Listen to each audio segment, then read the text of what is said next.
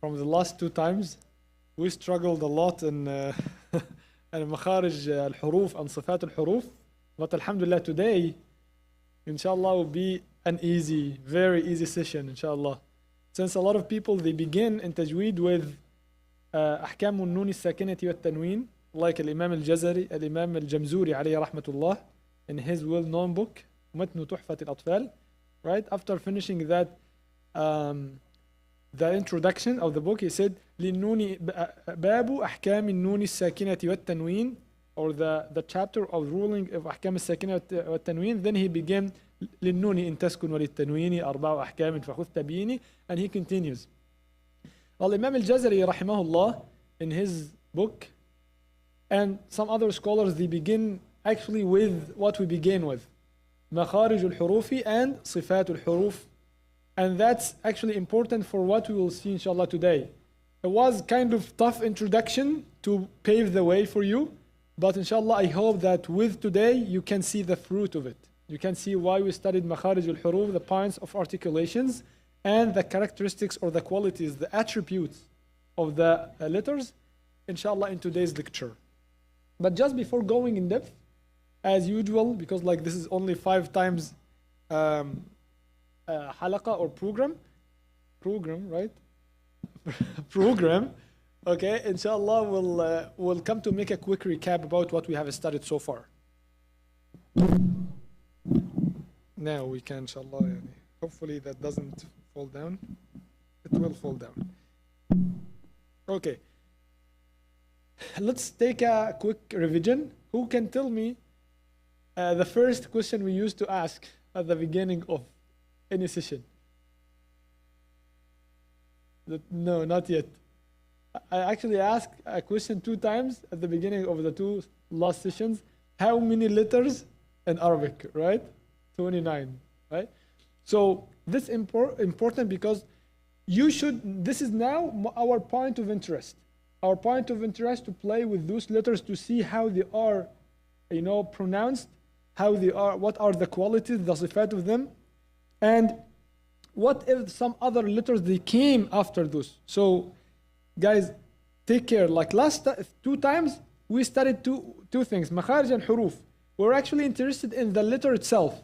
We were talking about mim, ba, ya, wa, whatever, but we were talking about the letter itself. We tried to isolate the letter from everything else.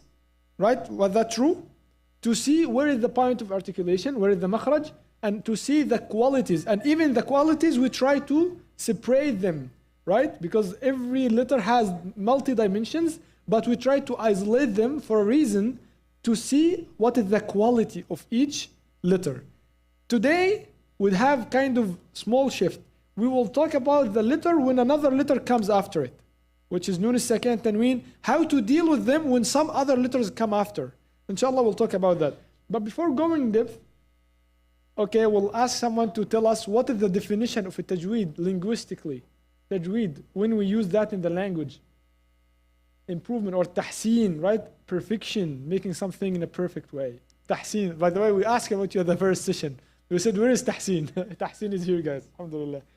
So, what is the definition of at-tajweed istilahan, or from the technical point of view? Can someone recall that? Yeah, you can even read it, no problem.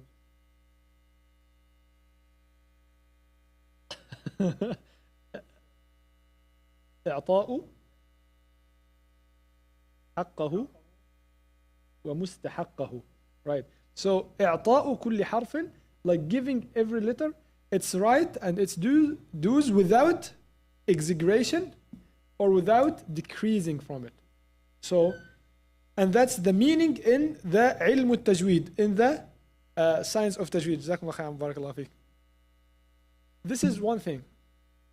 The other thing was to know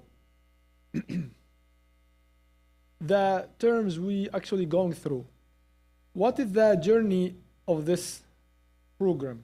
The first thing we went through with makharij al-huruf, the points of articulations, صفات الحروف, the characteristics. Today inshallah we'll cover أحكام النون الساكنة والتنوين, then the rules of mim, lam and ra next time inshallah, and the last time we'll conclude with rules of mudud, أحكام المدود.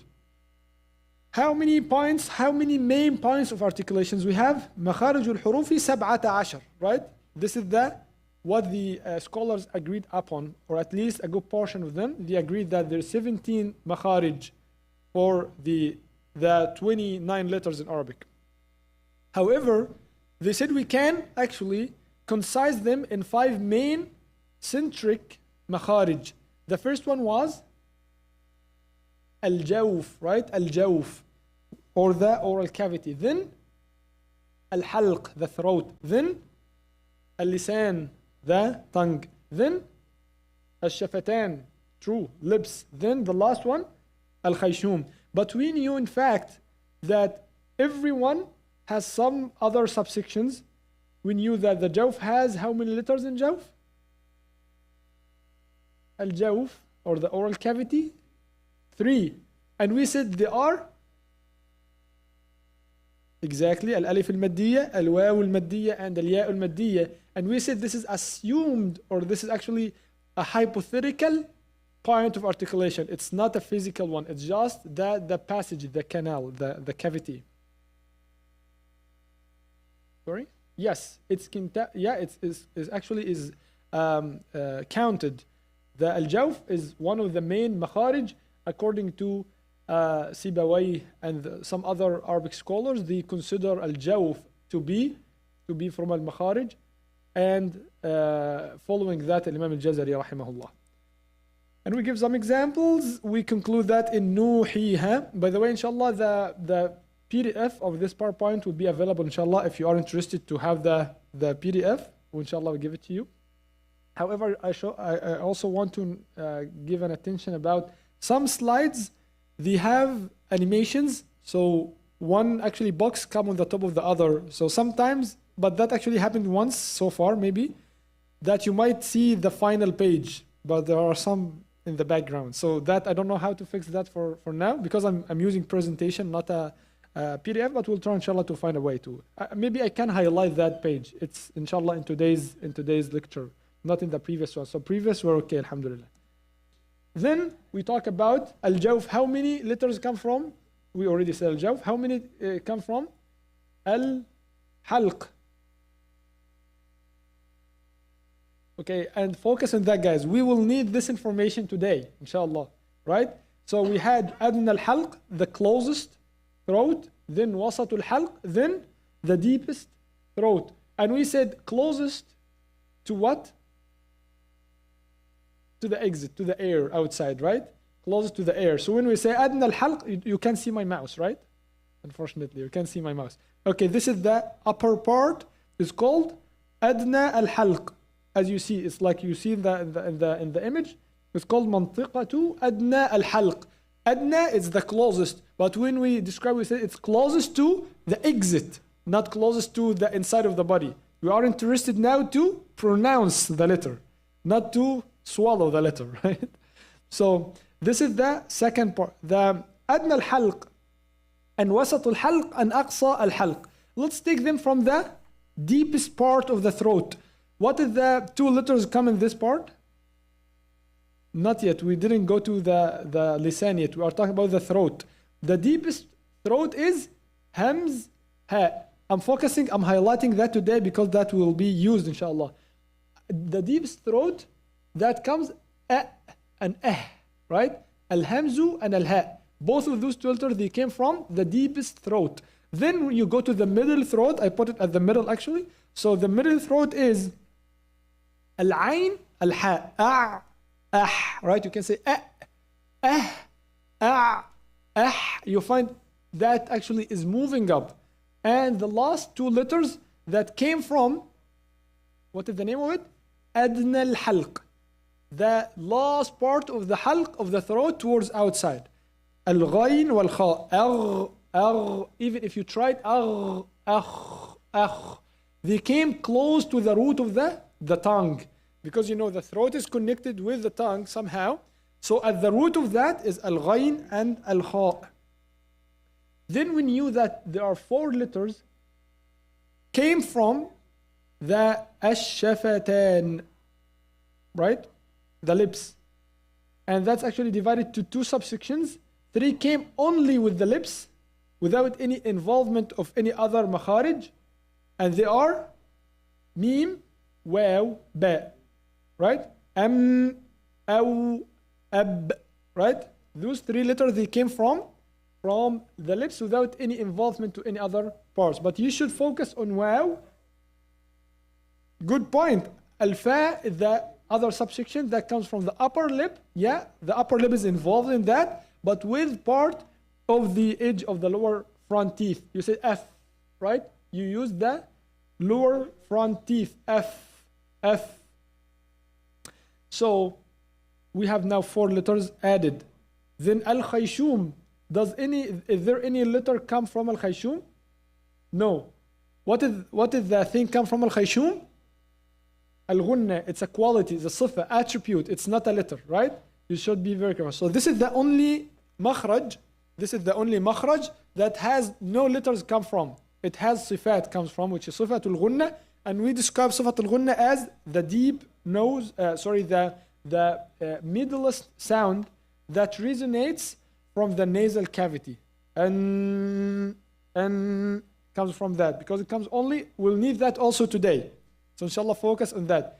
Noon, I will ask some questions today randomly, inshallah. Noon and mim, the nose or the khayshum, they participate in its pronunciation.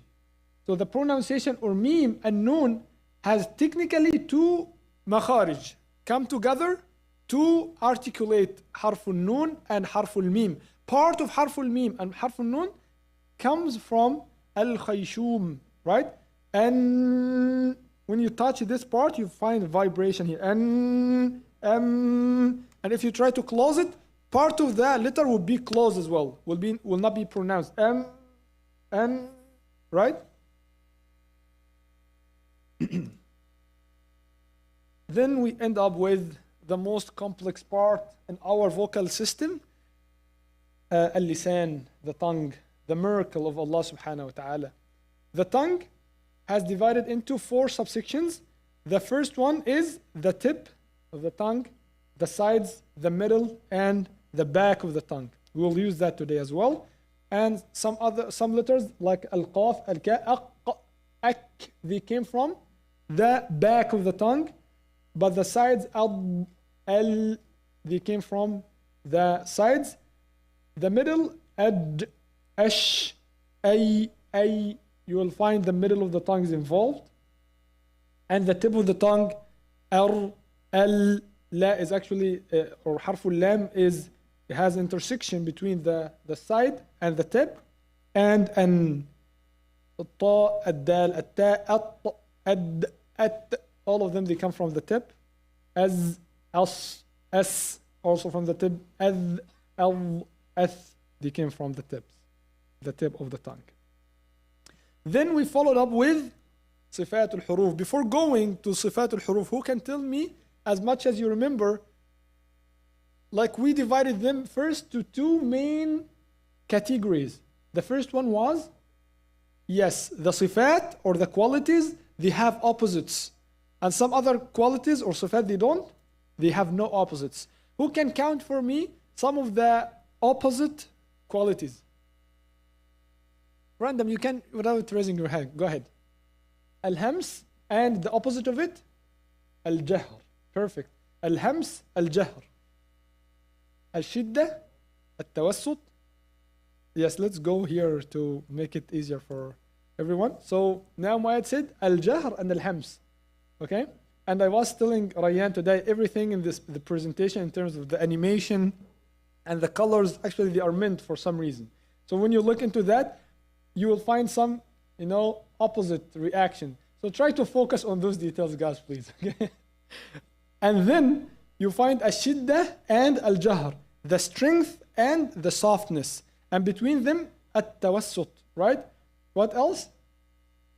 Al-isti'la and al-istifal, or the elevation, the lowering.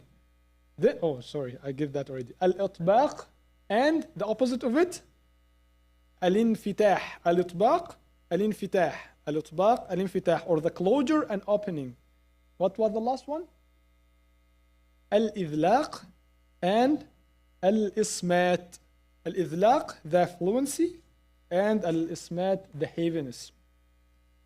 And we explained in that more, talking that al-hams is related more to the sound or the breath? The breath, right? Al-hams, this sifa comes with the breath, with the air, not with the sound. So it's the flow of the breath. It's جريان النفس عند النطق بالحرف. When you say at, ak, when you put your hand, you find some air. This is called hams, and that comes with فحثه شخص سكت. فحثه. Even if you try here, فحثه شخص سكت. You can feel the air, right? This air, right? You will hear the فحثه شخص سكت. Right? If I come closer to a sensitive microphone, you'll find more air. And we said, does the qualities only appear on the sukun, or it can be obvious in the harakat as well? Harakat, both. But it's more strong, more highlighted in the sukun status. That's true. And al-jahr is the opposite of that, and the other letters of Arabic is included here. Then we move to the strength, الشدة, الرخاوة, and the tawassut. Some people they call it al-bayniyah because it's in between. And we said this is it's related more to the nafas or the breath or to the sound. To the sound. When I said harfun shadid, that means that it comes with the sound. The shidda is the complete stoppage of the sound, or انحباس الصوت عند النطق بالحرف, like ad, aq, ak, ab, right? انحباس الصوت. The صوت, when the sound comes here to the point of articulation, there is kind of closure on the makhraj. You said ad, aq, ab, ak, at, right? What did I say now? This is not the letter, right? We take some other qualities from the letter. We now focus on a shiddah, as we mentioned yesterday. We'll not repeat that in details. But here, there's a closure. You cannot continue saying that anymore. Can you try to extend in ba? The sound will end with you. Etc. And up, ab, ad. There is nothing you can continue in sound. That's why they said ashidda inhibasu as-sawt. Yes, the closure of the sound. But the rakhawa or the rakhawa is the opposite of that. Try to pronounce harf as-sin as. You can continue to tomorrow, right? As, but there is a limit for sure. But there is a rakhawa here. The flow or the continuous flow of the sound. And there is some letters in between. حروف التوسط لن عمر. Good word, right? Lin, be lenient. Umar or Umar. I don't know why they mention Umar here. Do they mean because Umar رضي الله عنه كان شديدا في الحق, right? He was strong in the truth. رضي الله عنه وأرضاه. But this is a good word. Lin, Umar. Be lenient. Be easy. Umar. So that's actually the shiddah, softness, and in between, or at-tawassut. Then we talk about that quality, al-isti'la and al-istifal. Isti'la means to raise the tongue. Now we are talking about isti'la, or something would be raised. The thing would be raised here, as you see in the picture, is the tongue, the back of the tongue. When you raise the back of the tongue, that makes the sifatul isti'la, and the result of it would be at-tafkhim, right? And that comes from harful kha, khussa, ضغط, qidh. Look into, like, my tongue is all elevated. خص ضغط قض. And the other letters is lowering, as you see the other surah here, the picture, lowering the tongue. So when I said lowering or elevating, that relates to the tongue, right? So any movements around the shape of your vocal system, that makes the sifa, guys. So this is the difference between the points of articulation or al-makharij and sifat. Al-makharij is the pixel, is the point in your vocal system. Now we are talking about from al-lisan, from the tip, from the throat, from the adna, from the aqsa. This is the point. But the shape, the orientation of your vocal system, that makes the sifatul huruf. So when you lower your tongue, you make حرف السين, that thin, that soft number, S. Look at the difference between S and أش. أش, very heavy. أت and أط. أد and أض, right? You lower the lisan or the tongue, or you, raise and low. And we give also some examples about the levels of التفخيم. مفتوح plus ألف, like قال. مفتوح without ألف, like صبر. مضموم, like ظلم. ساكن أغلق. And the lowest level of التفخيم is the مكسور one, like قيل, غل. Right? It's very slight. Then we talk about the صفة الإطباق and الانفتاح, the pressure most of the tongue firmly against the upper palate, الحنك الأعلى, when pronouncing a letter. And we said those actually are parts of حروف الإظهار, حروف الاستعلاء. But the main difference here that those حروف, even in the lowest level of تفخيم, they keep the heaviness of the حرف, they keep the استعلاء. طي, صي, ضي, not like قيل, not like قيل. قيل has lost, the قاف in كسرة has lost big portion of استعلاء, of صفة الاستعلاء. But those letters, they keep good portion of استعلاء with كسرة. And that's called صفة الإطباق and صفة الانفتاح. The other letters, they have big, gap. There is not that, contact or firm against the upper palate. And we ended up with صفة الإغلاق, الإذلاق and الإصمات. And we said the صفة الإذلاق are related to the letters that are come from the tip of the mouth. Right? فر من لب. فر من لب. The fa, ra, mim, noon, lam, ba, as we said, the point of articulation, they came from the tip of the lisan. So when you come to pronounce them, they come very quickly, fluent to outside. They slip to outside, right? So now you can say those are called صفة الإذلاق, and the others, they came from different parts of the vocal system, either from the middle of the lisan or the back of the lisan or the edge. When you go back to the halq or a khayshum or whatever, they still have some distance to pass. But when you are in the tip, you can just go through quickly. Then the sifat that have no opposites. Who can, count for me some? We need someone else, like Muayyad is taking all the microphone from. Can someone just mention some, even randomly? You don't have to say them in order. There is no order for them actually. Yalla Abbas. Sorry? They have no opposites. Al-qalqalah, right? We said al-qalqalah, or the bouncing voice of the vocal cords that makes that sound of that strong sound. Aq, ad, at, this bouncing. What else? What? Al-lean. Yeah, because it was easy, I haven't heard it. Because lean by definition is the softness, right? A lean. That comes with how many letters in a lean? 2. Not yet. Lam. Exactly. وقريش. MashaAllah. A lean comes only with 2 letters. Al-ya and al-waw. What else? At-tikrar. Jazakumullah khair. With صفة. With harf, with which harf comes with tikrar? Ar-ra, only ar-ra. With it this kind of repetition here in ra. But we said we should limit it to only one tikrar, the harf, and one tikrar of ra, like ar. And we also give a hint about those actually the things, right? And we give some levels to al-qalqala, right? Al-lean, who said tikrar, brother Abdul Hafiz, and then al-inhiraf.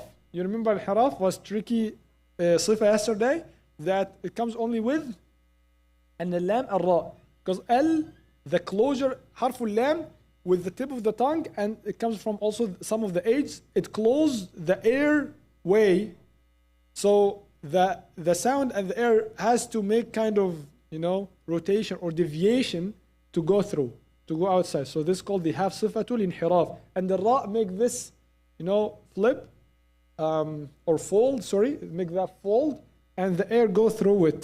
So make inhiraf, two inside, not two outside. So both they have sifatul inhiraf or the deviation.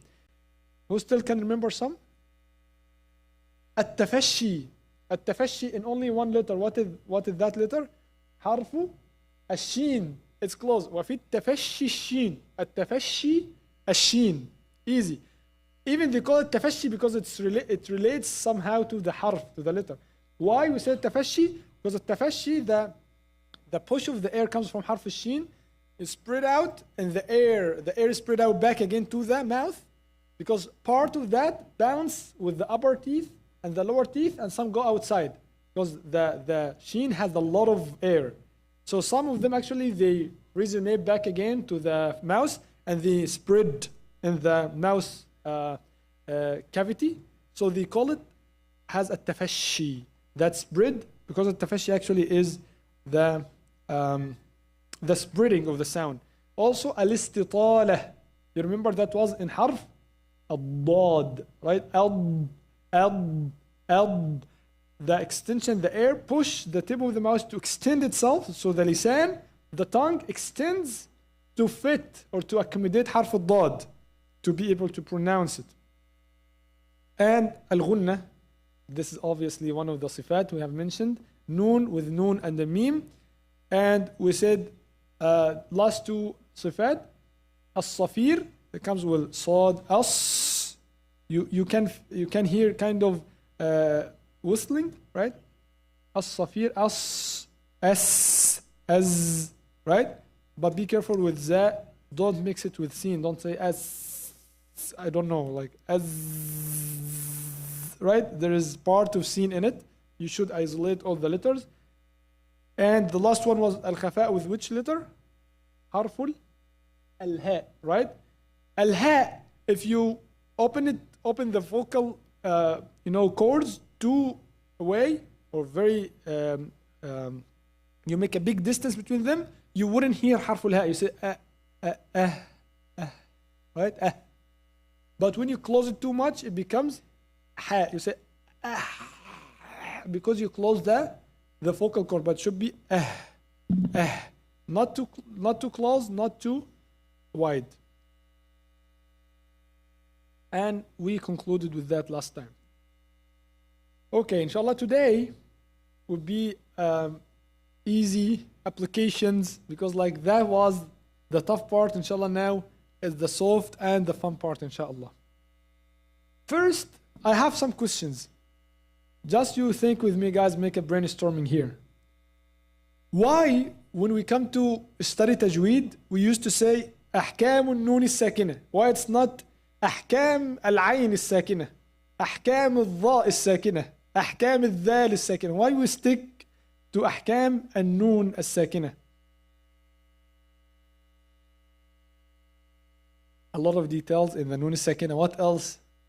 That's actually obvious, because the people, they come through it. Like if they didn't give it that attention, we wouldn't understand. But yeah, there are a lot of details in nun. But my question is why? No, but we have, if you count, maybe you find al-dha or al-ayn as letters, maybe they are more frequently like mentioned in the Quran more than the other letters. Maybe, I didn't count, but I'm saying maybe this is, if we look into that, you might need to count to say, okay, noon is the most frequent used or like recited letter in the Quran. That's why we give it that attention. But can you think about some other opinions? MashaAllah, Jazakumullah khairan best. Yeah, because this letter and another letter, al-mim, inshallah we'll talk about ahkam al-mim later, but those two letters, they have an involvement of 2 points of articulation, al-lisan and al-khayshum. So it has a part, it's called the mouth part and the nasal part. In this, that makes kind of confusion, or makes kind of complexity in harf al-nun, which doesn't exist in the other huruf, except al-mim, and we'll come inshallah through ahkam al-mim next time. But this is a main reason for the scholars to say, okay, we need to focus on this letter. حرف الميم, حرف النون has two parts, has two involvement, or like involvement of two مخارج. مخرج اللسان or مخرج الفم in general, and the tongue and the خيشوم. Yeah. Because we said al-khayshum, I said that today and before, that al-khayshum doesn't generate a sound of letter. It actually, it participates in the harf al-nun and harf al-mim, right? The other, they are independent. They have their own letters. Another question here. Why, whenever we come to say أحكام النون الساكنة, we follow it with what tanween? Okay, we understand now why the scholars, they give this much attention to noon. That's understandable now. But why, when they come to in all the Tajweed books, أحكام النون الساكنة والتنوين? Let's first say what tanween is, and I believe the answer would come through the explanation. التنوين, when you say, let's go back. When you say in Arabic, نونت الشيء, نونت, or لونت, let's say لونت, or I put colors. Like لونت in Arabic, from اللون, ألوان means colors. لونت means I make colors, I put some colors. نونت, I put noon. Is that obvious? I said فعلت, I made فعل. This is the standard one. فعلت, I made فعل. Right? Or activated something. That was something is not activated, and فعلت, I come to activate it. Also, لونت, I come to activate the talween or the coloring. نونت, I activated noon, or I put noon here. So that was the way of Arab to say things. And instead of saying رأيت بيت جميلة, look into that. Okay. رأيت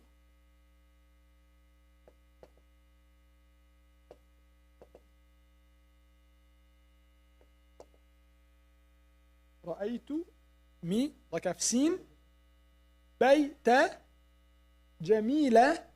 It's like it was hard for them to be pronounced. They didn't like that. By the way, guys, everything we'll say today, inshallah, that I will tell you, inshallah, what is the difference between the tajweed, or like the way of reciting the Quran, and how the Arab were dealing with the language. Everything we said so far, with no exception, that came from the Arab, not from the Quran so far. The Quran is not involved with us now.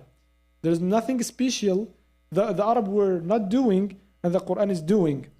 Everything related to makharij or sifat, or until now, everything the Arab were like, they knew that harf al-nun comes from this part and harf al-sad comes from that part. This is not something invented by the tajweed so far, right? So they didn't used to say رأيت بيت جميلة. That's hard for them. So they used to make tanween here. They said رأيت بيتا جميلا. So they replaced that one. They replaced this fatha with tanween, means, as we said, to put noon, right? So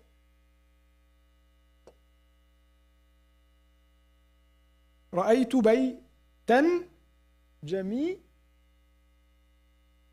right? They found that actually easier, but they didn't like also that way of writing, because when I come to stop, I would say رأيت بيتا, and it's not, this is not بيتا. The bayt, this is the word itself.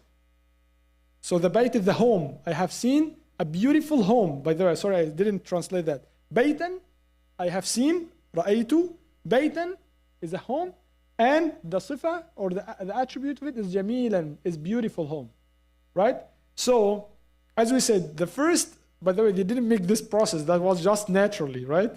But I'm just explaining the entire process, how it works. بيتا, but when you come to read it, try to write and stop here, رأيت بيتا, but when they come to stop, they say رأيت بيتا, بيتا, without noon, without this noon, right? So they replaced that noon. They said, we will not write this noon. This noon shouldn't be written. So the tanween that added noon to the letter this added noon to the letter will not be written. Instead, we know how to pronounce it. And instead, we can just put a small thing like that. 2 haraka on it. 1 haraka for a ta and 1 for a noon, for a tanween.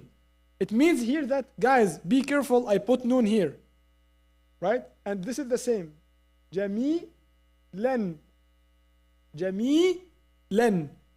Right? Jamilan. So, in this way, they used to pronounce the tanween. In all of their رأيت بيتا جميلا مشيت طريقا عاليا, I have like walked in a highway, right, or whatever. And also, I want to highlight here another thing. The tanween only comes, or this is maybe a question, like does tanween come with nouns or verbs or both? You can just imagine, like tanween means you put noon, and you put noon to make that sound of an, un, in, right? The question is, does the Arab use a tanween or add this noon to the nouns, al-asma, or to the verbs, or to both of them? Nouns, right? So this part of the definition of the tanween.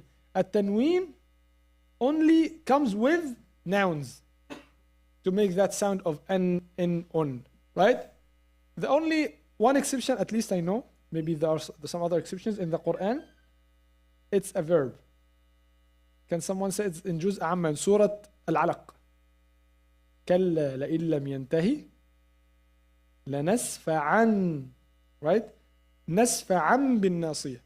نسفعا بالناصية. This is the only exception I know for a verb comes with tanween, but normally the rule is tanween only comes with nouns.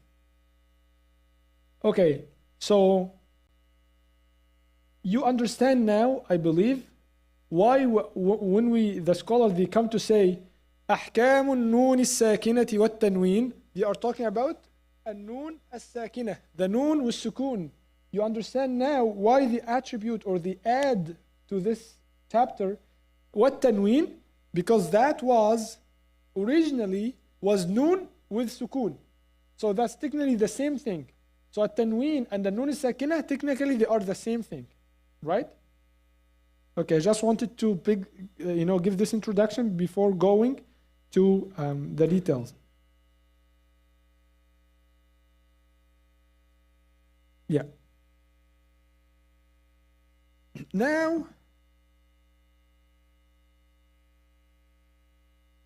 there are also some rules. Maybe I haven't mentioned them here, so you can write them down if you wish. We have how many letters again in Arabic? 29. We have a rule in Arabic generally. اللغة العربية لا تسمح بالتقاء ساكنين. The Arabic language doesn't allow two sakin to come beside each other, adjacent to each other. So never you would see in any part of the Arabic language, you would never see ta with sukun after it ba with sukun. Two letters with sukun, they cannot be adjacent to each other. They cannot be neighbors, right? So now we would exclude a letter from Arabic, from those 29, to discover, because nun sakina is, by definition, it has sukun. So the letter comes after it should be sukun or with haraka. With haraka, definitely, right? So we would exclude from that, from the 29 letters, alifu, because like it has a sukun on it. So nun sakina with alif sakina doesn't work. So now we are working with how many letters? With 28 letters, right? Do you agree? Do you have any objections? Hamza can be haraka on it. Sorry? The alif because like the alif is sakin, and the Arabic doesn't allow two sakin to come together. So now we are working, our point of interest is 28 letters. فقط 28 حرفا. 28 letters. We agree? So now I'm going to ask you how many letters still in our bucket we still use. Now we still have 28 letters to discover. So try to make some mathematical, warm up now. There is a rule here, قاعدة, also in Arabic. This is how the Arab used to pronounce things. قرب المخارج موجب للإدغام. If there are two letters, Muhammad is here. Assalamu alaikum. Muhammad, can you please come closer? I said there's a handsome man like is missing today. Yeah, now I can see him. قرب المخارج موجب للإدغام. We'll come to understand what idgham is. But when you come to two letters beside each other from the same point of articulation, let's say this is the tongue, and if there are two letters, they come from those parts, that makes an effect called idgham. They tend to be, inserting to each other. We'll come inshallah to explain what idgham is, what idhar is. But just put that in mind for now.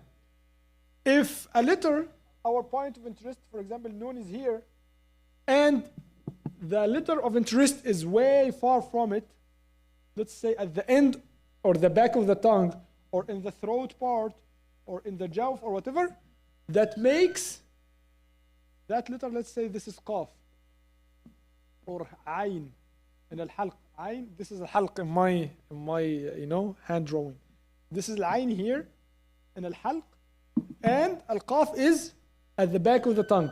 If we are talking about noon, and qaf comes after it, or noon and ayn comes after it, that doesn't allow that kind of fusion, right? If they come beside each other, noon and ra, for example, or noon and mim, they are all in the same area, right? In the same makhraj. Now, their kind of fusion will be taking place. Fusion, right? They will fuse into each other. But whenever you see harfun noon, and there is a harf way far from this point of articulation, they tend to be idhar. Idhar means both of them, they come separately, very clearly. You would hear noon, you would hear qaf, you would hear noon, you would hear ayn, without, this point of fusion. You will come to inshallah understand that in details in... Sorry? You will come to examples inshallah now. But before going to the example, I just want to put the three qawaid here, three rules. The first is no 2 seconds, and we already finished that. It has already been solved with al-alif because there is nothing else. This is the only exception. We don't need this qaida anymore. But the other qaida is when two letters come beside each other, the al-asl, the mainstream, the automatic way to pronounce that letter and that letter separately, right? Tabba, I pronounce ta, and ba, I pronounce both of them. This is the main rule. Whenever two letters come beside each other, I pronounce both of them separately without making anything in any one of them. Tabba, I pronounce ta and ba, ta, ba, tabaraka, tabaraka, I pronounce ta and ba. And I pronounce after that ra and kaf. Tabaraka. Everything is clear, right? Tabaraka. This is the qaida, this is a rule. If two letters come beside each other, they should be pronounced separately without any kind of fusion or any kind of, taking part of it or whatever, right? But the exception from this qaida, from this rule, if those letters, they come beside each other, they are close or they are coming from the same part of articulation, now we can make some involvement. Why? To make it simple for pronunciation. That's it. So the ultimate goal for Arab for doing anything, we are easy guys. Like we are just taking the simplest way to do the same thing. when they come together, when they come from the same makhraj, it's simple to do some other process. We'll talk about either fusion or making ikhfa or qalb, whatever. We'll talk about that to pronounce it. That would be simpler for us to pronounce it and simpler for the people to hear it. But whenever they are far away from each other, now the manifestation or al-idhar would come to take place. Okay, let's go very, with faster pace, inshallah, in that. النون الساكنة.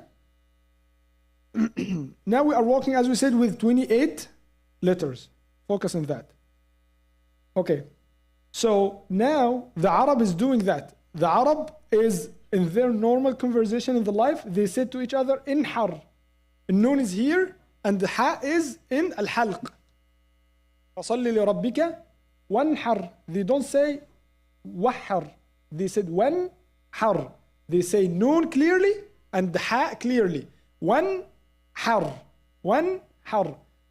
And whenever they come to say min wali, the Arab, they don't say min wali. It's hard. Min wali. It's hard. But they come to skip part of it. Or like they said, min wali. Min wali. Min wali. Right? يقولون من ولي هذا الإنسان? Who is the master of this person? Or like who is the friend of this person? من ولي هذا الإنسان? They don't say من ولي هذا الإنسان. They say من ولي هذا الإنسان. In this way, in this fast way. من ولي هذا الإنسان. Right? من يقول ذلك? من يقول.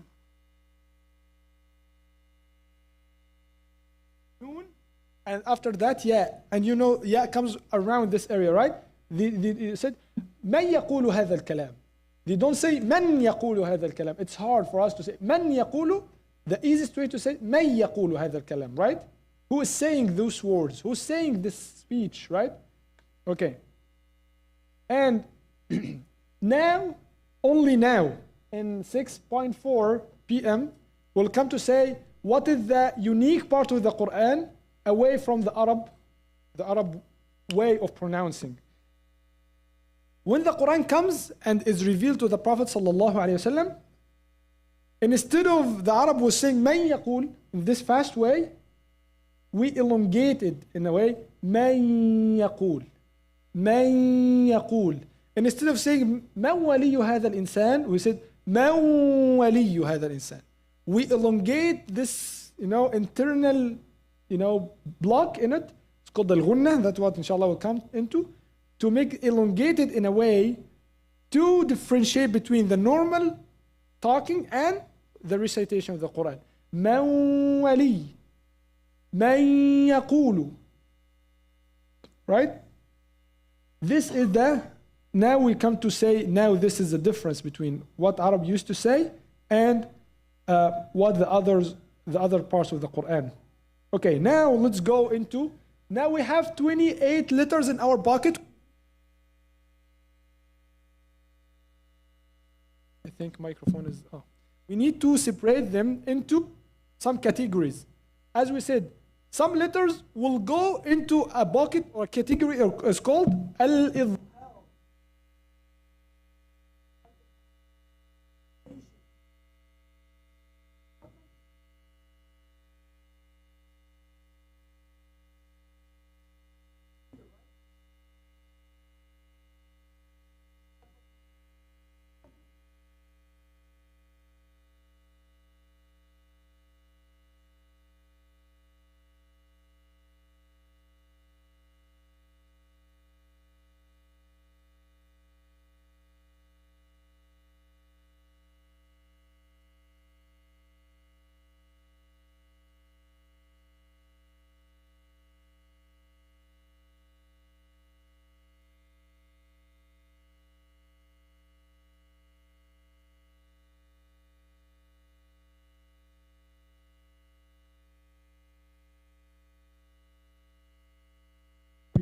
We are inshallah now, we are assigning the letters into the first category is called al-idhar. Whenever you come to see noon sakina, or tanween al-dhamm, or tanween al-fathi, or tanween al-kasr. Whenever you come to see that in the Quran, you should focus. You should now stop.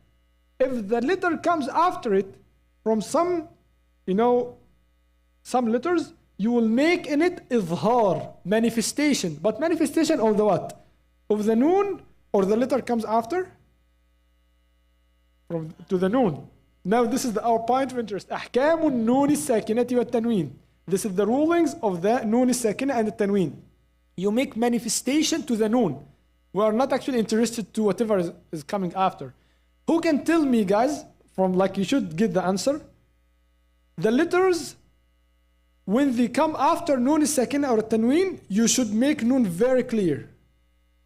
You make manifestation, izhar here. They should come close to the noon. Noon comes from the lisan, or they should be far away from it. Far away, right? And who can infer today, or like conclude from the makharij al-huruf? What is the makharij? They are far away from noon. Does makharaj al-lisan, it's not that far, because also noon comes from a lisan. But what is the furthest? Al-jawf or al-halq? Who can tell me huruf al-halq? How many of them? 6, right? Hamzun, ha, ayn, ha, ghayn, kha. Yes, there's a track here of al-jawf, hamzun, ha'un, aynun, ha'un, ghaynun, kha, right? Those are very far from the noon makhraj. That's why there's idhar here. Inshallah, we'll talk about that. The other is called al-idgham, or merging. And you can guess what are the sorry, I now answered.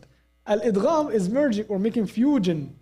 That's why, so whenever you see those letters come after noon al-sakina or tanween, automatically you would fusion them, you would merge them to noon. Can you guess those, letters? No, you didn't guess. Guess means like they come from the same part. They are yarmalun. Mim is close to noon. Yes. Ra is close to noon. Lam is close to noon. Right? Noon itself is close to itself, right? Mim is close to noon. Those letters are in this area. And we said, whenever they come close from the points of articulations, now their kind of things will be done, will be taking place. They're called idgham, right? But this idgham has mainly two parts. There is idgham called idghamun bi ghunna, right? Or idgham with ghunna.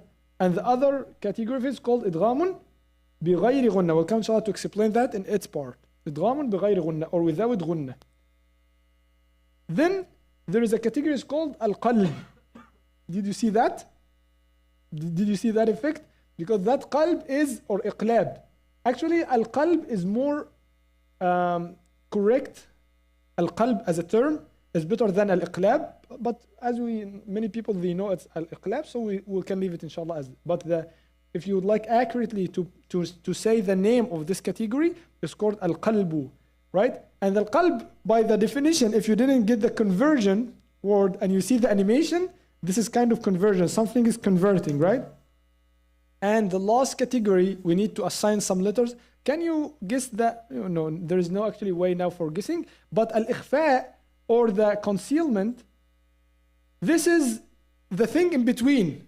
They are not too close to al-idgham part, or the area of noon articulation, or they are not very far from, they are actually in between. Now they come to the middle of the tongue, the sides of the tongue, and the aqsa lisan or whatever. Now we have 3 partitions now. The first partition, the letters are close, very close to a noon. They have idgham, they have fusion or merging. The letters, they are very far away from a noon. They have idhar, manifestation to noon or tanween. And we have in between some letters, they have ikhfa in them. Okay, let's go in some applications, please. We need to see some Quran, right? Al-idhar, lughatan, linguistically, when we come to define what idhar is, what is idhar as a word in Arabic means. We said in each term we'll use 2 definitions. The first definition is al-lughawi, or the linguistic meaning, and that would reflect somehow to the technical meaning of it, or the technical definition of it. Al-idhar lughatan al-bayan, making things clear, right? And istilahan, or in the tajweed, in the science of tajweed, الإظهار هو إخراج الحرف من مخرجه بغير غنة زائدة وهو الأصل. Pronouncing نون ساكنة or تنوين clearly without merging or extra nasal sound.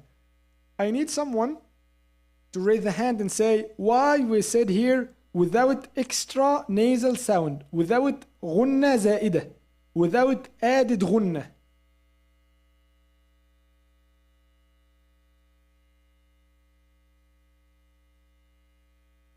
This is not my question. My question is why the definition of al-idhar to say without added غنة, without added غنة. Does idhar has غنة, or like noon in idhar has غنة? Good job. I'll clap for Abbas, mashallah. Good point. He answered that. The question is why the definition of al-idhar, the scholar, they said without added غنة, because we know by definition that noon by itself, like noon is sakina min صفاتها, from its attributes, you studied that last time, it has the quality of al-ghunna. It's something intrinsically in the nature of noon. So it has its own ghunna. But putting an addition ghunna to it, this is not an idhar. So idhar is pronouncing noon sakina or tanween clearly without merging or extra nasal sound or ghunna. Guess what? The letters of al-ghunna, the letters that you have already said, al-hamz, al-ha, al-ayn, al-ha, al-ghayn, al-kha, those are the letters of the throat, al-halq. That's why they are called al-idhar al-halqi. Al-idhar al-halqi. Because this izhar or this manifestation comes only with the huruf al-halq, or the huruf, the letters of the throat. That's why the scholar, they call this idhar. Guys, let's make it easy. There are no letters are involved in that except those letters. We'll call this idhar idharul al-halqi, because all the letters, when they are followed or they preceded by noon, those are only the letters of al-halq. And he said also in the definition, وَهُوَ الْأَصْل. In the وَهُوَ الْأَصْل, that means al-idhar or manifestation is the asl. This is actually the automatic procedure you take when you see two letters come beside each other. As we said, this is the mainstream rule for Arab people. Whenever two letters they come beside each other, they make idhar, manifestation, unless you have some other conditions. Okay. Let's take letter by letter, al-hamz, al-ha, al-ayn, al-ha, al-ghayn, al-kha, and to see some examples in the Quran. I will go, because you can't see my mouse, so I'll go from the top to the bottom with al-amthila ma'a kalimati ma'a kalima. So if it's only one word, I don't know, where is it? Like the first column from the right side. Allah said, وَهُمْ يَنْهَوْنَ عَنْهُ وَيَنْأَوْنَ. Look, let me, I think it's better to come closer.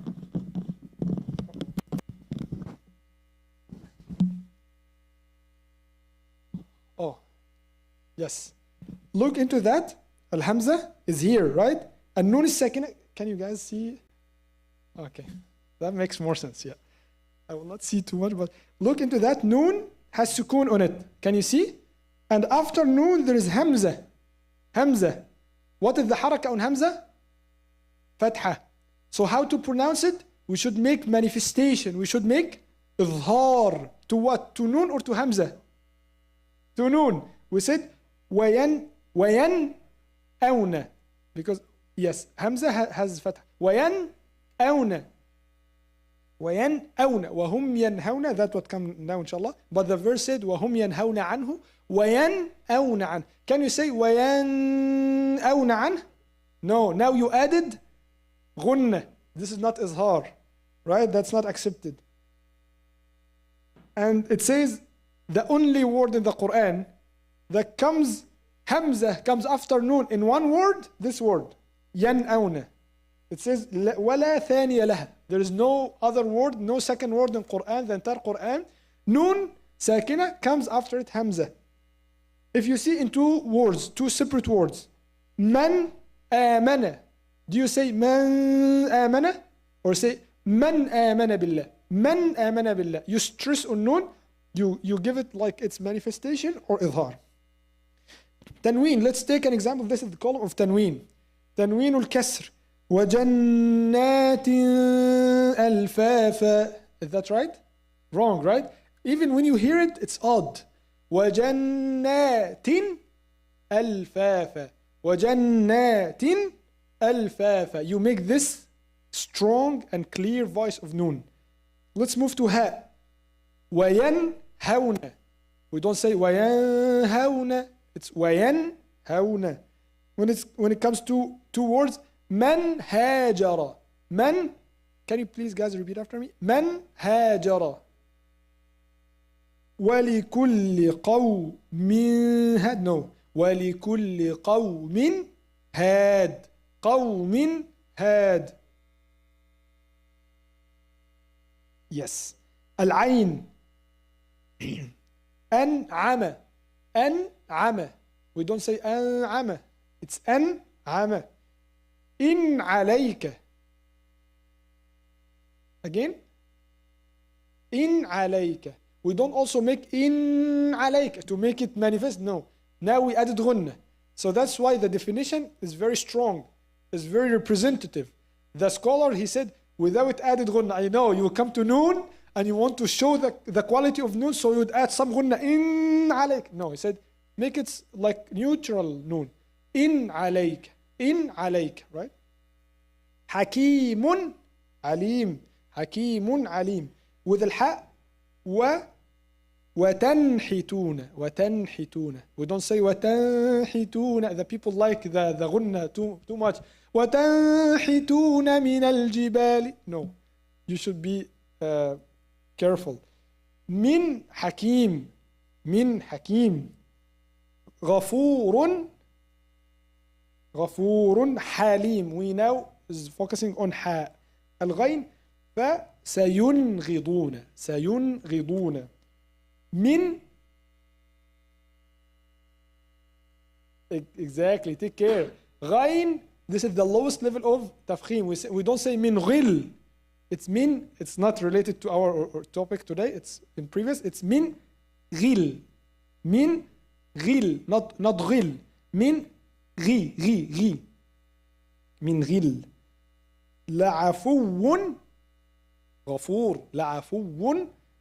This tanween, guys, is technically a noon, right? الخاء, we said at the end, والمنخنقة. We don't say والمنخنقة. We don't say والمنخنقة. It's والمنخنقة والموقوذة. Then من خير. Say خير. We'll come to study inshallah أحكام الراء. عليم خبير. Ali. Perfect. Now you would see something interesting here. Alhamdulillah, in writing a mushaf, they didn't give the chance for the people they know. Some people they don't know the theory of al-idhar or the others. So whenever you're stuck with something like that in the Quran, look, in al-idhar, it's easy. You would find this sign on the top of noon. You know harful al-kha, but without dot.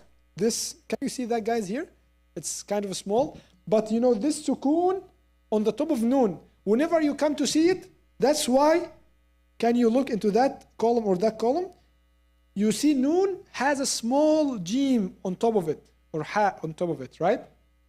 Can you see here, Abbas? Min or man. Noon has something on top of it like that, right?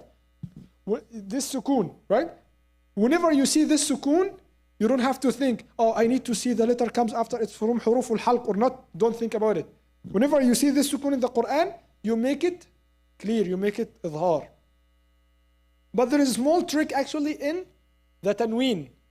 Tanween, I want you to focus with me here. At tanween, we have tanween al-dhamm and tanween al-fathi and tanween al-kasr, right? If you see, this is for example, wow.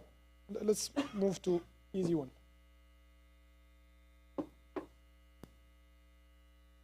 Ben, right? If you see that, if you see the two fatha are exactly on top of each other, like what you see in the picture, and you see in that column, جنات قوم. There is فتح here also. ألفافا. Look into that. If you see both of them on top of each other, this is إظهار. You don't have to think. ألفافا, there is إظهار, right?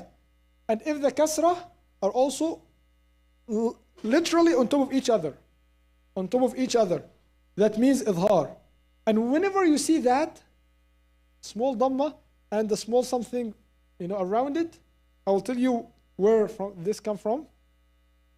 It actually is moving in a bad way. So, wow, a small wow or dhamma, and with something like that. When you see this, and actually you see that here, لعفو or حكيم, right? You see حكيم like this. حكيم, right? On top of it. So that was actually wow. That actually at the beginning was wow, noon. It is that there is dhamma here, and there is tanween. And we said tanween means adding noon. So they said, guys, take care, there is noon here added, right? But to make it just simpler, they take the noon and they flip that in that way, right? That is the origin of it. But that doesn't matter. Whenever you see hakimun in this way or like that sign, that means you make izhar. Clear? Okay. Let's move on to another word. Al-idgham. But before that, I need to check if I put any notes here.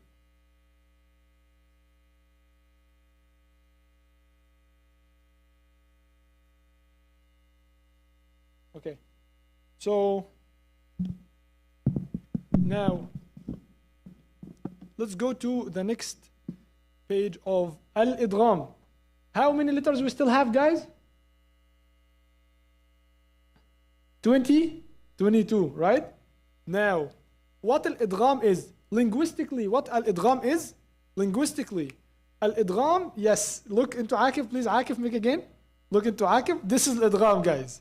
But this is with the science, not with the linguistic definition. Al-idgham لغة إدخال الشيء في الشيء, or inserting two things to each other, right? As exactly, this is what we use. This is al-idgham. اصطلاحا, or the technical definition or a tajweed, is inserting a constant letter with sukoon into the end of voweled letter so that they become one single letter with shaddah. Or إدخال حرف ساكن مع آخر متحرك بحيث يصيران حرفا واحدا مشددا. That's what we'll see inshallah now. And do you expect, as we said, this to be close or far away from a noon? Close, right? This should be close to the area of a noon. So the letters of al-idgham, whenever you see noon sakina or tanween, and any of the mentioned letter now, inshallah we'll mention them, comes after that, you make idgham. You put them together in a way I will tell you how. Ya, ra, mim, lam, waw, noon. In the word yarmalun. And you cannot hear that ra and lam, they have different color. Can you see? Ra and lam with red color. And you'll see that now, inshallah, why. So, how to make that? By definition, you see harfu sakin. Harfun sakin. Let's take this example. Can you see here, guys, in this part? Harfun sakin. Noon has sukoon in it. I will not make sukoon because we said now, if I put that sign in the Quran, it means idhar. So I would say min wali, but that's why I wouldn't write that. If you see harf sakin, by the way, if you don't see anything on top or under the letter, that means this is sakin by definition, okay? Unless you see fatha, dhamma, kasra, this is sakin. And there is waw after it. What I would do, I would make, it means that you take the constant letter into the end of the vowel letter, so they became one letter, right? with shadda. You say min wali, miw. You don't pronounce noon at all. You say miw, miw, right? Miw, right? Min wali, min wali, miw wa.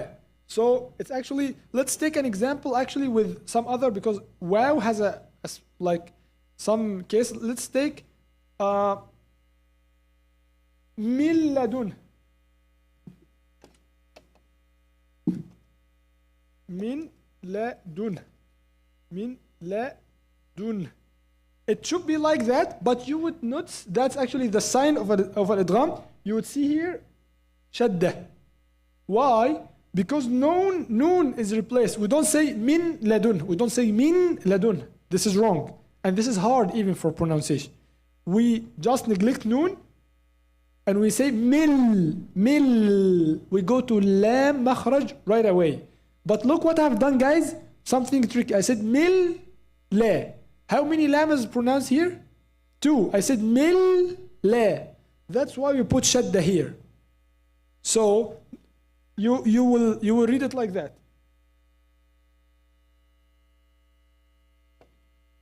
This is the new word. Mil la dun.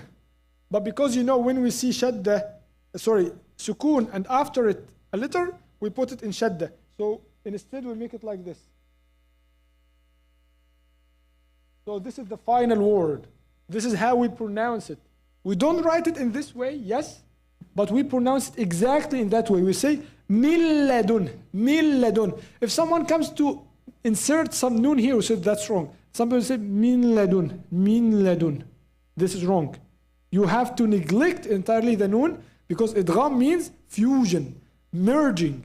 You merge noon sakina with the letter comes after it, and you make it from the origin of the second letter with shadda. That can be also with ra, right?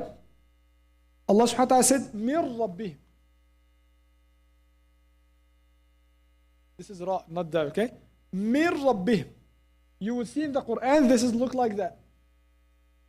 Right? Mir rabbihim. We don't pronounce noon. We say right away ra, and ra with shadda. We say mir.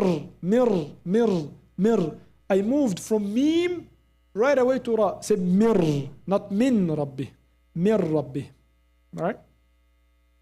Yes, please.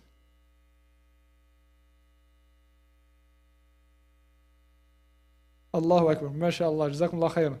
That's true. We say in adhan, ashhadu and there. Right? In adhan we say ashhadu and I wouldn't make that sukoon again because that's okay. And la. Now, as Ammu said, now we don't say ashhadu an la ilaha illallah. We don't say that. We say ashhadu Allah. Allah. Right? Jazakumullah khair. This is a great example. Barakallahu feekum. Yes, because like anna, it's not sakina. This is a great also, this is anna. So I'm also mention one thing. We now, our point of interest is noon sakina or noon with haraka? Noon sakina. This noon is actually was noon sakina plus noon fatha. That's called noon mushaddada, and they have already their own, this is idgham, and it's actually the same, anna. You see noon, the second noon, it becomes shadda, right? And we neglect, but because they are actually both of them are noon, you wouldn't see the difference.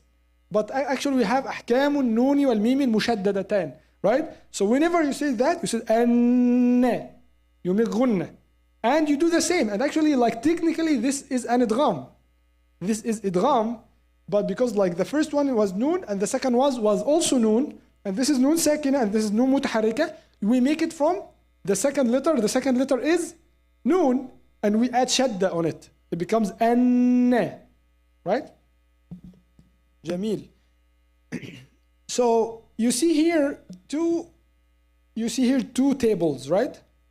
One table is for al-idgham bi ghunnah, or with some ghunnah, and they call it idgham naqis. Idgham bi ghunnah, idgham naqis. And I will tell you now why. Let's take first idgham without ghunnah, because this is simple one. We say here من لدنه. Repeat after me. مل. إدغام كامل. I completely merged lam with noon. Without any, effect of noon at all. It's complete. That's why they call it idgham kamil. Completely removing noon, replacing that with lam, and putting shadda on it. They call it idgham kamil, complete idgham. Or call it in another word, idgham without ghunna. Allah said here also, ما للبدا. Please, your ما لل. We don't say ما لن لبدا. However, there is tanween. Someone comes, tanween is here. Tanween means noon. I said yes. The noon was actually preceded by, or like was, how can I say? Not preceded. Succeeded. Thank you, Taha. Is succeeded by a letter close to its area of articulation. Now we have to take a decision. We have to replace noon. من لدنه ما للبدا هدى. Yeah, in Surah Al-Baqarah, no one say هدى للمتقين. Wrong. We say هدى للمتقين. هدى للمتقين. Now من ربهم. من ربهم. So only two letters, لام and را. They come with complete idgham. They come entirely to replace noon with the letter ra or lam. من رسول وما أرسلنا من رسول إلا بلسان. We don't say من رسول. We say من رسول. And for tanween also غفور رحيم. غفور غفور. We don't say غفور رحيم. We say غفور رحيم. And we say في عيشة عيشة تر. No noon at all. That's why we said idgham kamil. You know Sheikh Kamil? Sheikh Kamil is Sheikh complete, mashallah. He's complete, and may Allah subhanahu wa ta'ala protect him. Here, this idgham with ghunnah. And that actually, you can understand from that why it's called idgham naqis. Idgham naqis. Now, there's something actually is in between. I will explain now. Idgham with ghunnah, there's something come to involve in this process. So the idgham is not complete, is not kamil. Why? Because noon has ghunnah. You agree? It's part of its quality, it has ghunnah. But what happens with those letters, ya, mim, noon, waw, or in yanmu, this word, the mnemonic in Arabic is called yanmu, right? Whenever you come to say ya after noon, now the noon, the vocal cords will push sound, and you stress on the point of articulation on noon to pronounce noon. That's what you are expected from here. Then you come to say yeah. You say man you. It's hard, right?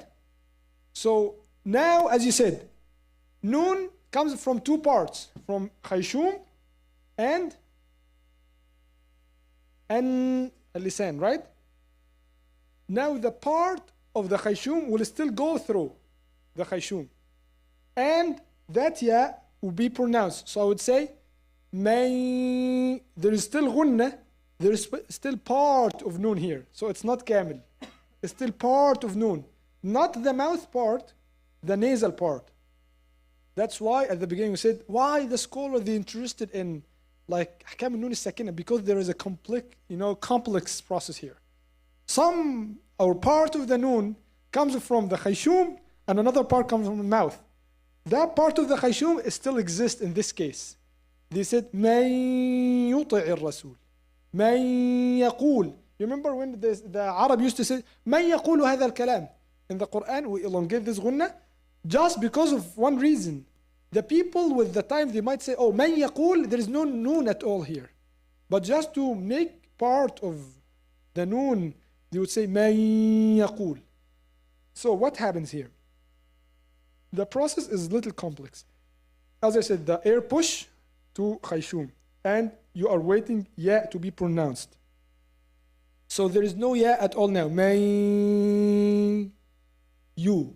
May. There's still nun. And then you pronounce nun. Let's take an example of fatha, be easier.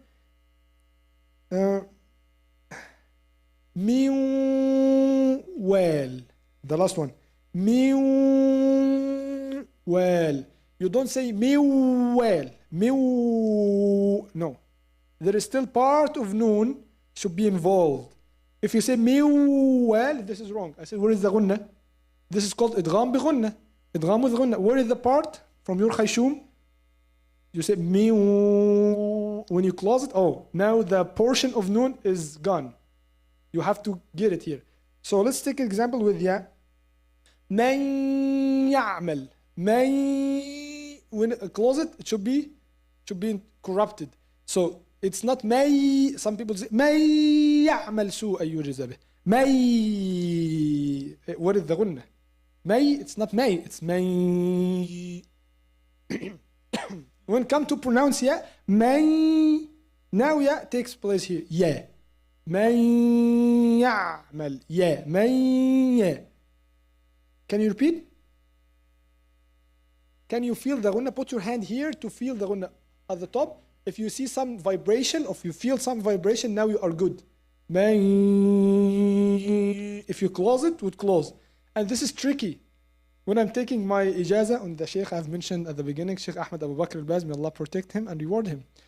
Like I used to mess up in this part. I used to pronounce idgham bi gunna from my mouth, not from my tongue. So may ya'mal su'an. I said, no, that's wrong. Maybe until the half of the Quran. I said, Muhammad, like if you don't fix that, will come again from Al-Baqarah. You have to fix it.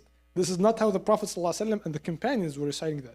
Right? And in your ijaza, we said, oh, this person is reciting like the Prophet and the companions. This is a bad testimony. Like you have to be like them to put this testimony. So you have to make it. It's hard. You know why? Because you have to push air to the nose and some air to the tongue to make the two words happen. Right? So here, also we said that. Then, من يعمل in تنوين وجوه يومئذ وجوه. Yeah, please, you can repeat. لقوم يتفكرون. So the trick here is to close your mouth a little bit. Why? Because if you open your mouth, you wouldn't push the air to the other. You know, if you have two ways and you close one, the air will automatically go to the other one. Some people say may, so they open the mouth, so now all of the air gone. So that's why even Dr. Ayman Suwaid, the one scholar in Tajweed, he mentioned the people in, you know, some qurra in some funerals or whatever, they just want the gunna to reach out the end of the hole, so they open the mouth, may, right? And this is wrong. You have to bring that's why the gunna is sound, slight sound. So the people, they couldn't make it loudly, so just to replace that or like, you know, take over, they open their mouths to make it loud. This is wrong. So whenever you see some people in ma'atim or that, they're making some, you know, major mistakes. Now, very quickly, inshallah, you have this. What did I do? Yeah.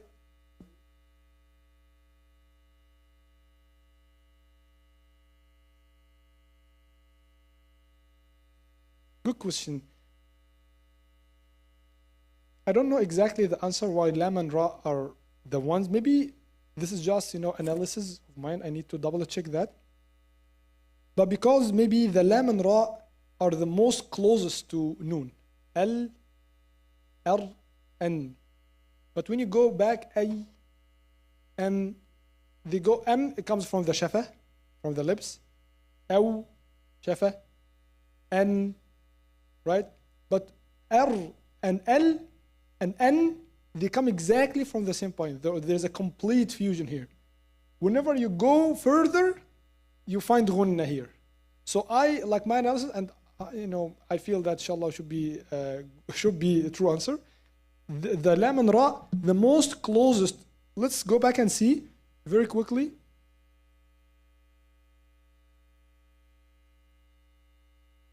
Yes, here in this part. No, yeah. It takes a long time. Yes, look into here. Noon, lam, ra. They come from exactly the same.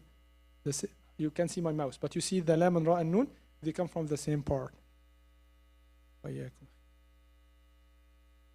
Let's go to.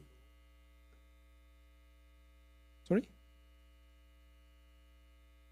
Noon in red?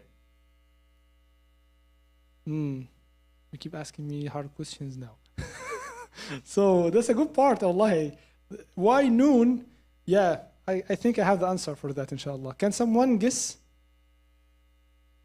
Where is it? Yeah, we were here. So noon, and a noon comes after. Imagine, like you have double gunna here, right? Noon by definition has gunna.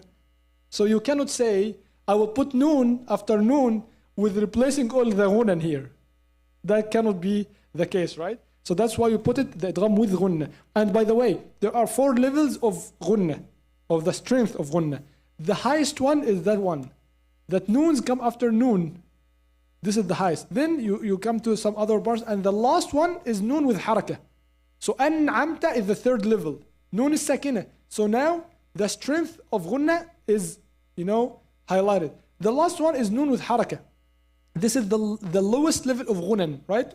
And the 3rd part is noon, I believe, the noon with ikhfa, the 2nd. So the 1st level of gunna, when you have noon beside noon, or noon beside mim, this is the maximum. And like the one here in the لن ندخلها. You have noon, and then after that noon, so you have double gunna, gunna. But the other ones, when you have noon, and you make gunna with ikhfa, the one inshallah at the end, and the last one, the 3rd one is noon sakina, and there's no noon after it, and the last level of gunna when noon is mutaharrik. And very quickly, inshallah, here I want to show you, can you see that idgham? Now, instead of having, those are typically on top of each other, you have a slight difference, like something like this. Or the kasra, something like that. Or dhamma, you have also 2 dhammas, right? Now this is the sign of idgham in the Quran. And if you see actually the table, you will see this is the sign of idgham. Inshallah, you will see that, inshallah, clearly in home when you refer to the slides. Note, there are only, al-idgham, guys, comes in 2 letters. The idgham cannot come in 1 letter. We said in al-idhar that can come in 1 letter, right? Like what? Yan'awna, yanhawna. But there is no way for idgham to come in 1 letter. And actually there are only 4 words in the Quran, in the entire Quran, where noon, sakina, comes before some huruf of idgham. Like ad-dunya, dunya, noon. After that, yeah. Do we say ad-dunya? We cannot. It has to say ad-dunya. There's idhar, right? So this is an exception. And actually, the rule said no idgham in 1 word. Or sinwan. We don't say siwan. We say sinwan. And qinwan. We don't say qiwan. And also, bunyan. Bunyan. We don't say buyan. We don't make that. That even doesn't sound. The iqlab or qalb, quickly inshallah, is lughatan. Qalb means to convert or to, replace something or change the position of something. تحويل الشيء عن وجهه. That was, now I made iqlab.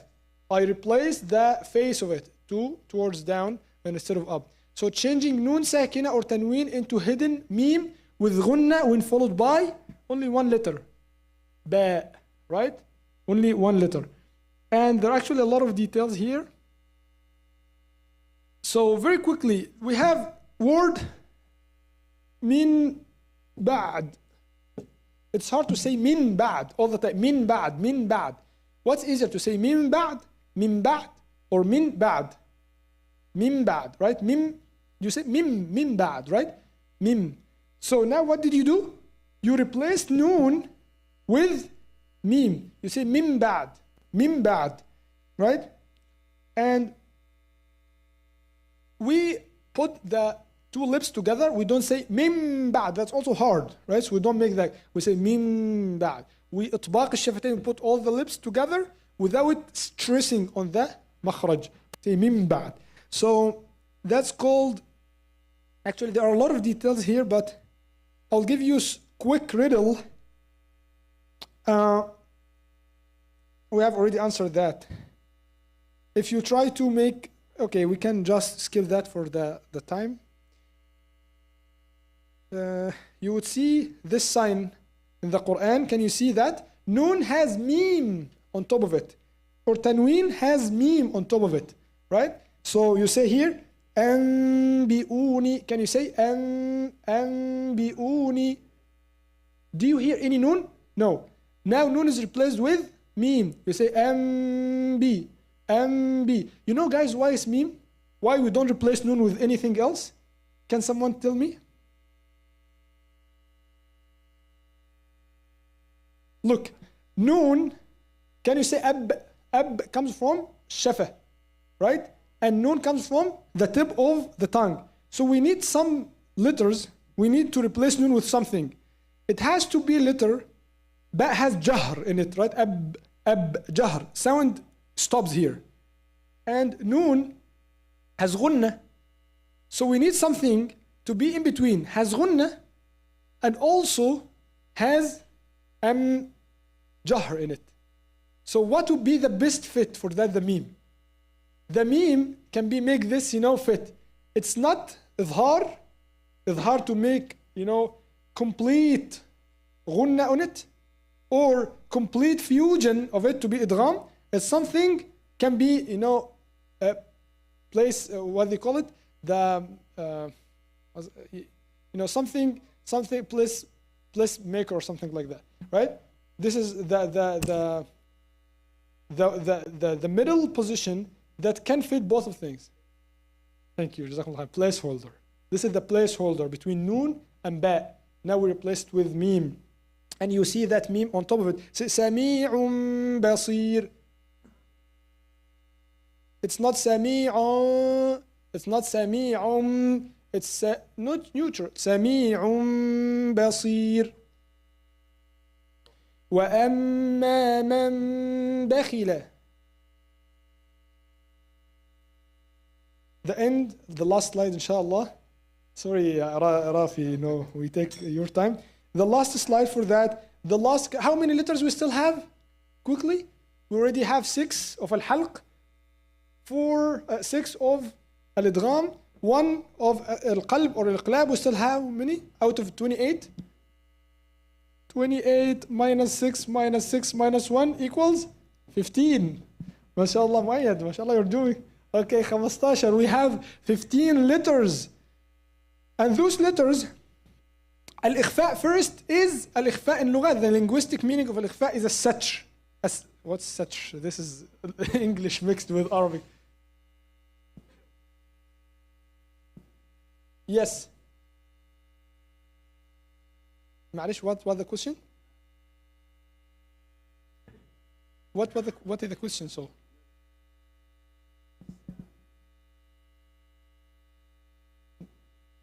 this is actually the right way to pronounce it. There only one scholar is mentioned that to make gap, and that's wrong. According to the other scholars, that's wrong, and there is no evidence for that from the previous scholars or from the companions of the Prophet ﷺ. So we make that. We make itbaq without kaz, without stressing, without just putting the lips, without stressing all the makhraj. But the last thing, inshallah, is al-ikhfa. We said ikhfa linguistically is, so now I'm making ikhfa of myself. I'm making covering myself. I cover making, this is the set or cover, right? Or اصطلاحا النطق بحرف ساكن على حالة بين الإظهار والإدغام عار من التشديد مع بقاء الغنة. Now you have here something in between. It's not totally idgham, it's not totally idhar, it's something in between, right? But should we put shadda here?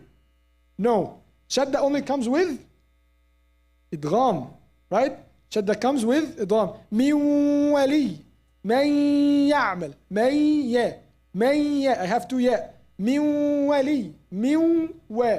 I have 2 waw. But we don't have this in ikhfa. So al-ikhfa, this is very, very important. I don't know if we could finish that today. If we couldn't, inshallah, make it next time. You have to prepare for ikhfa. Look into the examples here quickly. So we have 15 letters. As-sad, for example. What is the makhraj of as-sad? We said that as ansa, right? So you go to the makhraj without pronouncing the makhraj itself before the gunna. Let's take an example with ad-dal, right? Andada. You go by your tongue close to the makhraj, but you don't bounce in the makhraj before making the gunna, right? You say gunna first, gunna of noon, because you still have noon here, and you come right away to ad-dal. And this is the gunna. And so you go close by your tongue to the makhraj. Let's take harf al-tha. Wal-untha. I don't pronounce tha yet. I don't say wal-untha, or this is totally idgham, or al-untha, or I make it between. But I have to go to prepare the letter. I say wal-un. Can you see my tongue is going to the makhraj of tha. Wal-untha. Right? Wal-untha. Al-dhal. Liyunzir. My tongue is very close. It's typically on the top of the makhraj without touching it before making gunna. Liyunzira. Now the question comes, why when I pronounce qaf or kaf, it comes with some differences. When I say man qala, actually the answer is in the passage I've said. Man qala. Why? What is the makhraj of a qaf? Exactly. So you go to prepare the makhraj.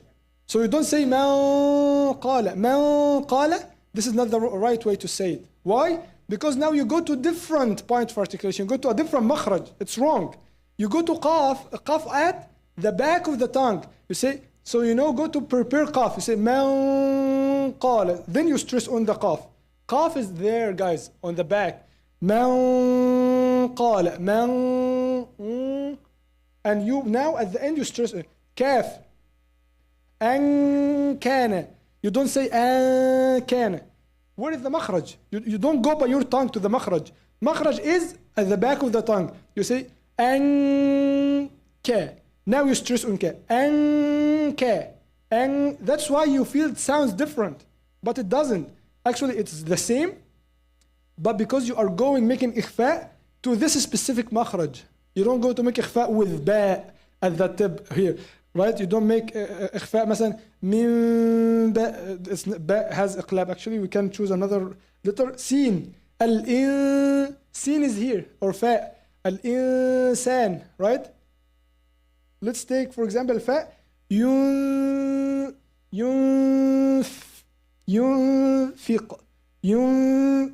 I go by my lip and my teeth and make it very close. Whenever the gunna is done, I have to pronounce the letter yunfiq.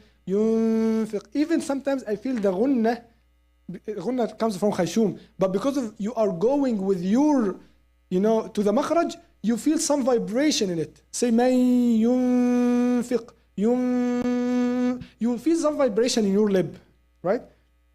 And as you see, this is how we look into the mushaf. Into the mushaf, you find on noon nothing, no ha or nothing. And should you expect any shadda after noon? No. Shadda only comes with idgham. I think we need only to just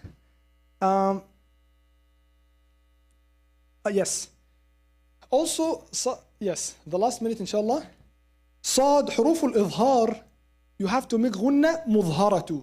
So you don't say, for example, let's take ta. Yantiq. You don't say yantiq. No. However, it's gunna, but because you go to prepare for the letter, and the letter is harf isti'la, you say may yantiq. You make tafkhim of gunna too. Say yantiq, not yantiq. Do you feel the difference? not ينطق, right? So I know with that, we say that very quickly, inshallah. Maybe next time we'll try to go make a quick recap on that, inshallah. We ask Allah subhanahu wa ta'ala to accept our deeds and to reward all of you guys and all of us. And if I made any good explanation today, that's only from Allah subhanahu wa ta'ala. If I made any mistakes, that's from me and my shaitan. We ask Allah subhanahu wa ta'ala for His forgiveness. أقول قولي هذا وأستغفر الله لي ولكم جزاكم الله خير.